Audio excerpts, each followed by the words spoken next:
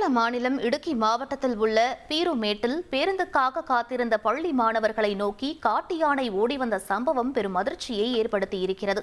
சாலையை கடந்து தங்களை நோக்கி ஓடி வந்த காட்டு யானையை கண்டு அதிர்ச்சியடைந்த பள்ளி மாணவர்கள் அலறியபடி அங்கிருந்து ஓடத் தொடங்கினர். உடனடியாக ஆசிரியர்கள் மற்றும் அப்பகுதி பொதுமக்கள் விரைந்து வந்து சப்தம் எழுப்பியதை அடுத்து யானை அங்கிருந்து ஓடியது.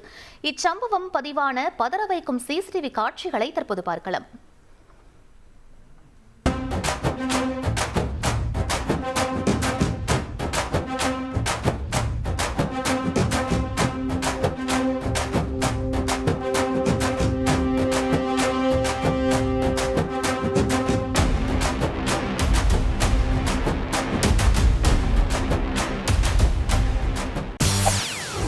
செய்திகளை உடனுக்குடன் தெரிந்து கொள்ள உடனே சப்ஸ்கிரைப் பண்ணுங்க.